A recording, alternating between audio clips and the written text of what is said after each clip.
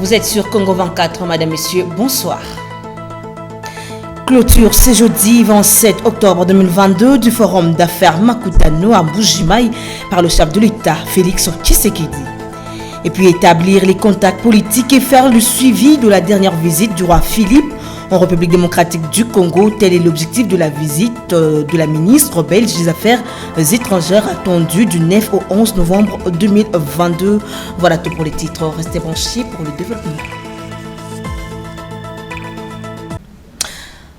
Encore une fois de plus, bienvenue. Le chef de l'État, Félix-Antoine Tshisekedi Tshilombo, a pris part ce jeudi 27 octobre 2022 à la clôture du forum d'affaires Makutano à Mbujimayi, chef-lieu de la province du Kasaï oriental. Le président de la République a reçu un accueil délirant de la part de la population qui a vu pour cette deuxième visite la concrétisation de sa promesse faite en décembre 2021, occasion également de le remercier pour les grandes réalisations dans cette ville constatées par le directeur du cabinet du chef de l'État en séjour sur place.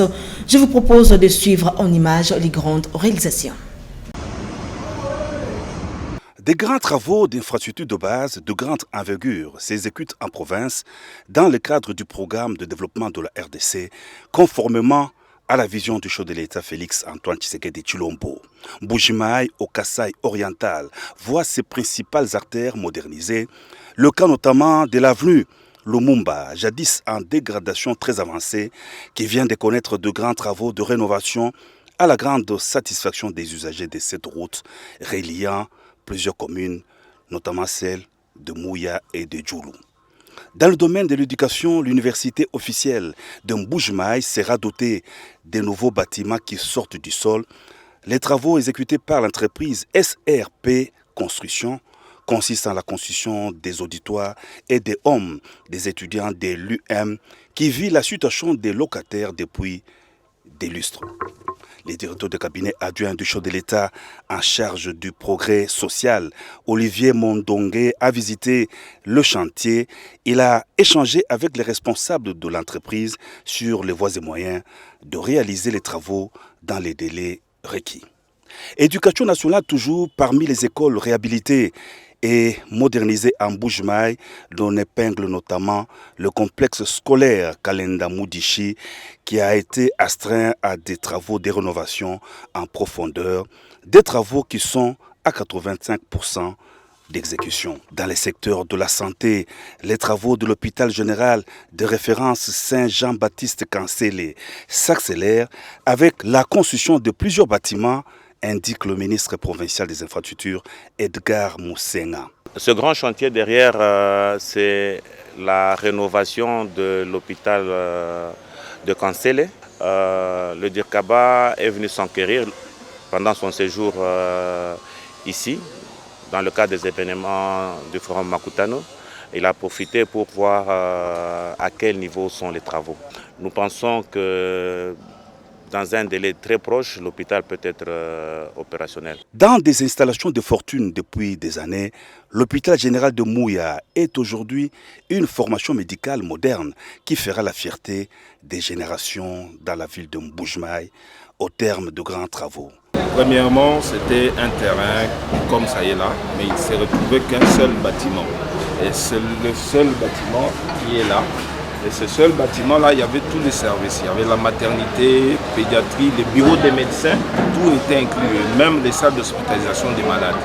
Donc, partant de ça, nous avons eu à construire pendant déjà une année ce que vous voyez en image, où nous avons les bâtiments blocs opératoires, les bâtiments obstétriques et maternité, les bâtiments des consultations et administration, les bâtiments hospitalisation, chirurgie, hommes et femmes, et les bâtiments hospitalisation, médecine interne pour les hommes et pour les femmes. De l'eau potable pour tous, en Mbujimayi, un système d'approvisionnement en eau potable est implanté avec la construction des 3 châteaux d'eau de 1420 mètres cubes chacun. 2 de ces grandes unités seront opérationnelles d'ici fin 2022 en cours et le 3e château d'eau va aussi desservir la population en eau potable en mai 2023. Le programme présidentiel accéléré de lutte contre la pauvreté et les inégalités sociales se matérialise en province avec la réalisation de grands projets d'intérêt communautaire. Comme annoncé dans les titres, la ministre belge des Affaires étrangères Adia Labib est attendue à Kinshasa pour une mission officielle prévue du 9 au 11 novembre 2022, selon l'ambassade du Royaume de la Belgique qui a livré cette information. La diplomate belge a un double objectif durant sa visite en République démocratique du Congo, à savoir établir les contacts politiques et faire le suivi de la dernière visite du roi Philippe sur le sol congolais. Cette visite est aussi un signe fort, celui de renforcer la proximité entre la République démocratique du Congo et la Belgique. Nous y reviendrons prochainement. À l'Assemblée nationale, les députés nationaux ont, au cours de la plénière tenue le mercredi 26 octobre 2022, voté à l'unanimité le projet de loi modifiant et complétant le décret du 30 janvier 1940 portant code pénal congolais en matière de prévention et répression de la traite des personnes. Billy Dia. Sur les 293 députés dans la salle, tous ont voté oui, aucun non et aucune abstention. Ces projets de loi consacrent le caractère de la personne humaine. Elle proscrit l'esclavage et les plus pratiques analogues ainsi que le traitement cruel, inhumain ou dégradant, de même que le travail forcé. Simon-Pierre Yanagno, député national de Chabunda dans le sud Kivu, a dit dans ce mot que plusieurs Congolais et beaucoup plus les enfants sont exploités dans le travail forcé sans rémunération. On s'est rendu compte que beaucoup de Congolais et de Congolaises surtout, des enfants mais des personnes vulnérables aussi, sont exploités par le travail forcé. Certaines personnes sont prises dans les villages sous prétexte qu'elles vont étudier ou avoir un bon travail en ville et elles sont transformées en travailleurs mais par un travail forcé, sans rémunération et parfois vivant dans des conditions indignes de la personne humaine. Et c'est pour ça que nous, comme représentation nationale, nous avons pris l'initiative de modifier le code pénal congolais du 30 janvier 1940 pour que nous puissions l'adapter à tous les instruments internationaux, notamment la Charte africaine des droits de l'homme et aussi tous les textes que l'Organisation internationale du travail a votés pour lutter contre le travail forcé. Et ces textes ont été ratifiés par notre pays. Dans cet ordre d'idées, un délai de 48 heures avait été accordé aux députés pour le dépôt des amendements et 5 jours à la commission pour leur examen. Au terme de ces délais, le cabinet du rapporteur n'a enregistré aucun amendement. Pour rappel, l'approbation de ces projets de loi intervient après l'acceptation de conclusions du rapport de la commission mixte PAJ, droits de l'homme, social et culturel. Restant toujours à cette chambre basse du Parlement où le premier vice-président André Mbata a reçu le même mercredi 26 octobre 2022 l'ambassadeur de la République démocratique du Congo en République centrafricaine, Israël Kambale. Les deux personnalités ont échangé sur le renforcement de la diplomatie entre la RDC et la RCA. Suivez-le. Je suis venu le féliciter depuis qu'il a été élevé à ses fonctions, mais aussi ce que je suis venu faire avec le premier vice-président Mbata, c'était dans le cadre de la diplomatie parlementaire. Il y a à Bangui, en Centrafrique, au sein de l'Assemblée nationale, un groupe d'amitié de députés avec la RDC, la République démocratique du Congo. Je suis venu l'informer qu'on est en train d'activer cette diplomatie parlementaire et que dans un avenir très court, je ferai tout pour que ce groupe d'amitié de l'Assemblée nationale à Centrafrique vienne rencontrer les autorités parlementaires de la République démocratique du Congo. Cette fois-ci, à la primature, le Premier ministre Jean-Michel Samalou Kondé Kingé a présidé le mercredi 26 octobre 2022 la réunion hebdomadaire du comité des conjonctures économiques. Il était question au cours de cette réunion d'examiner la note conjoncture du pays mais aussi la situation du stock en carburant et la question liée à l'application du décret portant suspension de la TVA. Yves Wimbi nous en dit plus. Selon le compte rendu fait par le ministre du Plan Christian Mwando, la réunion hebdomadaire du comité de conjoncture économique a examiné la note conjoncturelle du pays, la situation du stock en carburant, la question liée à l'application du décret portant suspension de la TVA sur certains produits de première nécessité, ainsi que la situation de la retraite des fonctionnaires de l'État. Sur la conduite du Premier ministre, donc, nous avons fait l'examen de la situation économique, la conjoncture économique du pays. Nous avons constaté qu'il y a quand même une très bonne tenue des finances publiques, notamment le taux de change reste aujourd'hui autour de 2012 francs congolais pour $1 à l'officiel et 2087 au parallèle. Nous avons également constaté que les réserves d'échange restent autour de 3,9 milliards, donc une tendance haussière. Il a été également fait état de la situation des stocks en carburant. Aujourd'hui, la situation des stocks est au vert. Nous sommes à plus ou moins 2 mois et demi de stock et nous avons pris les mesures pour que la situation ne se reproduise plus. Le Premier ministre est revenu également sur la question du décret portant suspension de la TVA et il a été demandé à ce qu'un contrôle soit mis en œuvre pour que les prix des produits de première nécessité en subissent donc les effets, notamment par la baisse, en tout cas d'ici la fin de l'année, que les prix soient maintenus à un niveau bas. Nous avons finalement parlé aussi de la situation des fonctionnaires. Il a été constaté que pour le 4e trimestre, il y a une hausse de la masse salariale et donc il y a notamment eu l'intégration de 4600 fonctionnaires dans la paie. Il est également préparé, nous avons également préparé À noter que cette réunion hebdomadaire du comité de conjoncture économique avait réuni le ministre d'État, le ministre du Plan, le ministre des Finances, le ministre du Commerce extérieur, la vice-ministre des Finances ainsi que la gouverneure de la Banque centrale du Congo. Cette fois-ci, à l'Assemblée provinciale de Kinshasa, les députés provinciaux de la ville de Kinshasa étaient en plénière le mercredi 26 octobre 2022. Plusieurs questions étaient inscrites à l'ordre du jour, entre autres l'audition et approbation du rapport de la commission ECOFIN sur les contrôles de l'agence provinciale du développement numérique de Kinshasa. Bienvenue Mayala et Yves Mibi.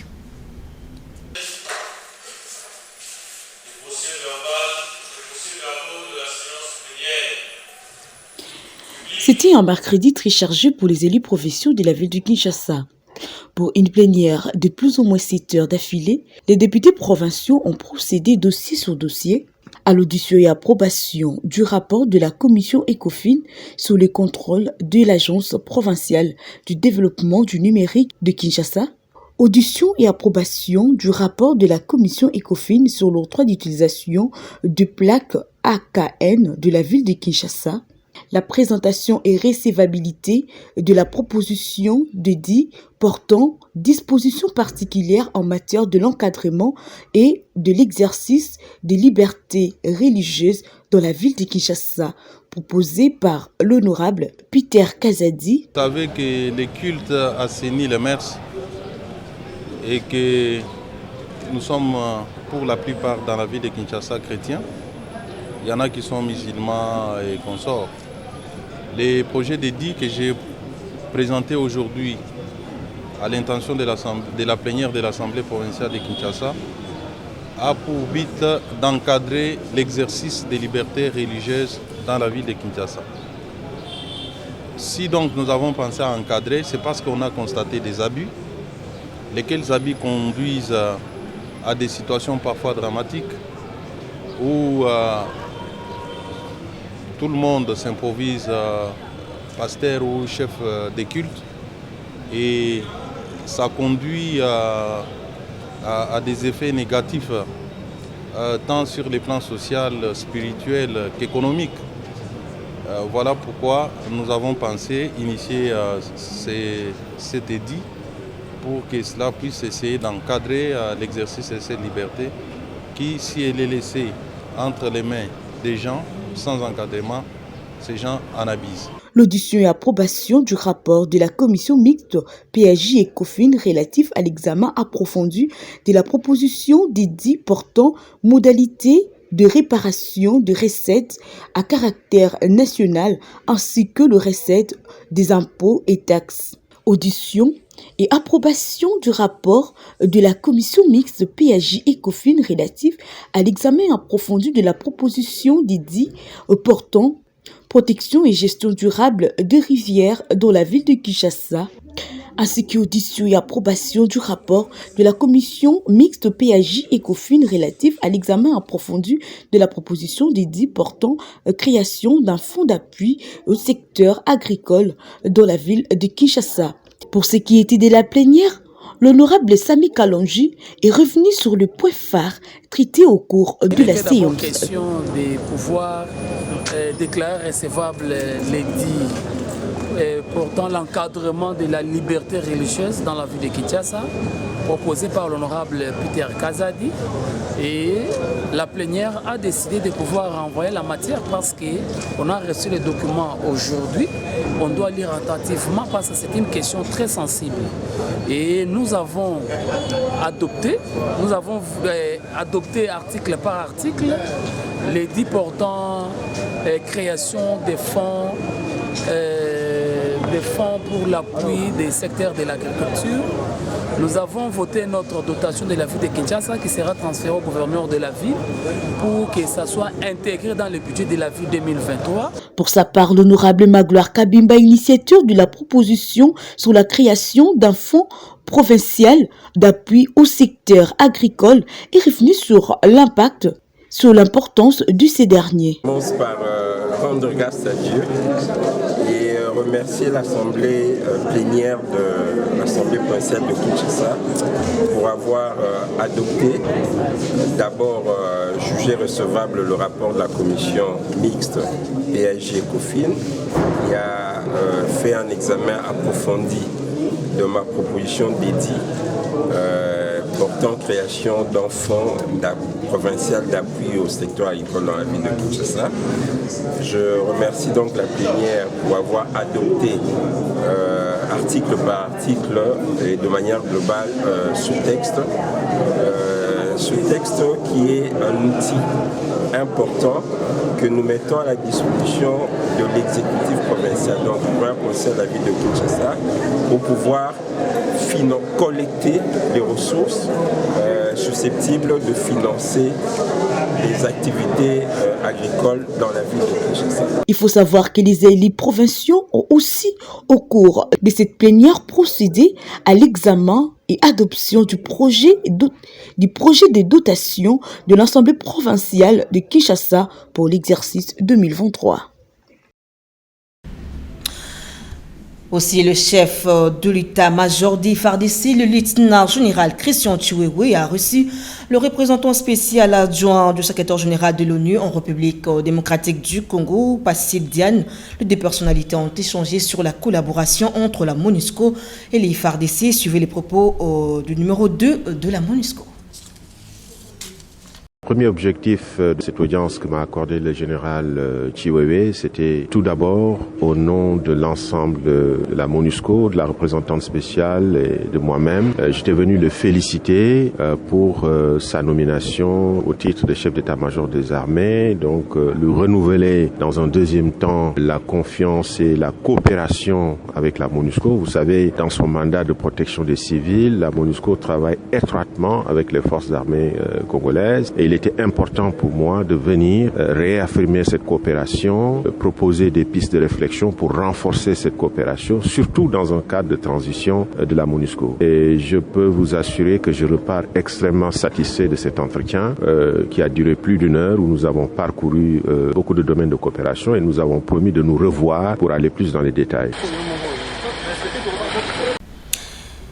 Et de l'autre côté, clôture le mercredi 26 octobre 2022 de l'atelier des formations sur les enjeux et modalités de recrutement, déploiement et gestion des bénévoles en prélude au 9e jeu de la francophonie à Kinshasa en 2023, piloté par le ministère de la Jeunesse et Initiation à la nouvelle citoyenneté et cohésion nationale avec l'appui technique financier de l'Organisation internationale de la francophonie et de la Confège. Suivez.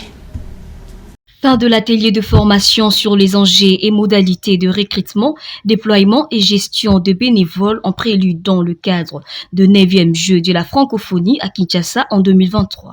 Le ministre de la Jeunesse étant empêché, c'est le secrétaire général de la Jeunesse, Madame Thérèse Mbouji-Bungi, qui a clôturé les travaux. Le délégué de ministère de la Jeunesse, Initiation à la nouvelle citoyenneté et cohésion nationale, de l'enseignement supérieur et universitaire, ainsi que le membre du département et différentes commissions du Comité national de l'organisation de 9e jeu de la francophonie ont participé à cet atelier.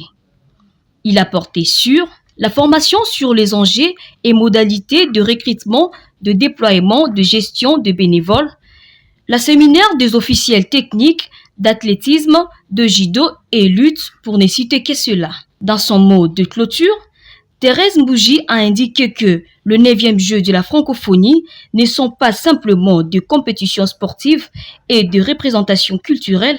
Par contre, ils offrent aux jeunes l'opportunité de vivre l'expérience des autres et s'en inspirer pour la qualification de leurs propres prestations. Cette dernière a enfin salué l'appui technique et financier de l'OIF et la Confèges dans l'organisation de cet atelier. Rendons-nous dans la province d'Elituri. 22 bandits moins armés, dont 5 contrefacteurs, sont tombés dans les filets de la police nationale congolaise, ville de Bunia. Dans cette province, ces hors-la-loi ont été présentés au gouverneur militaire de cette province. Reportage. La police nationale congolaise mène une lutte sans merci contre les criminels urbains dans la ville de Bunia, chef-lieu de la province d'Elituri. Un groupe de 22 bandits à main armée ont été appréhendés par la police, explique le commissaire provincial de la police nationale congolaise Ituri. Mugissa, bandit à main armée. Il opère dans une équipe de 3. Un des groupes a été tué à Iga-Barrière par la population. Et un autre groupe arrivé à Bunia avec un lot de faux dollars, rendant victime des maisons commerciales. Le gouverneur militaire d'Elituri, le lieutenant-général Boyaka Chouma, a félicité cette action de la police et a profité pour lancer un appel à la population afin de collaborer avec les agents de l'ordre. Encore une fois, nous tenons à remercier notre police pour ce travail professionnel. Voilà pour tous ceux qui croient et qui font même certaines déclarations pour essayer de discréditer notre police et notre armée, ils peuvent voir que nous ne dormons pas. Et donc c'est pour dire à notre population de continuer à faire confiance à notre armée, continuer à faire confiance à notre police, parce que nous travaillons. Depuis l'instauration de l'état de siège par le chef de l'État Félix-Antoine Tshisekedi Tshilombo dans la province de l'Ituri, la ville de Bunia et ses environs sont à l'abri des ennemis et on observe une accalmie. Revenons à Kinshasa pour prendre la page rose et boucler ce journal à l'occasion de sa énième bougie qui souffle dans sa vie. La rédaction de Congo 24 se joint à la joie de Madame Mami et Diosinga pour la souhaiter un heureux anniversaire. Suivez.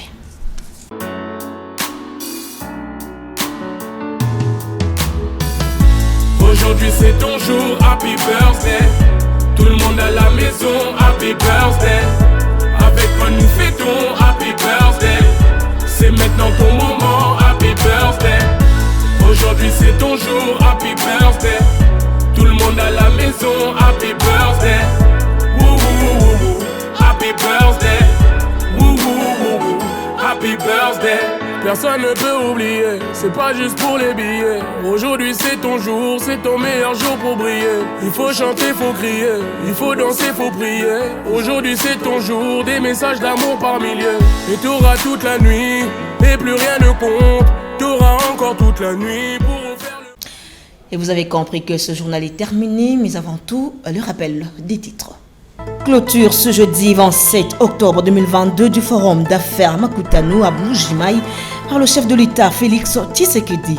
Et puis établir les contacts politiques et faire le suivi de la dernière visite du roi Philippe en République démocratique du Congo. Tel est l'objectif de la visite de la ministre belge des Affaires étrangères attendue du 9 au 11 novembre 2022. C'en est fini complètement pour cette grande édition du journal. Un grand merci à toute l'équipe technique rédactionnelle. Merci de nous rester toujours fidèles. Retrouvez Yves Mimbi pour la grande édition du soir demain. Quant à moi, je vous retrouve le week-end. Au revoir.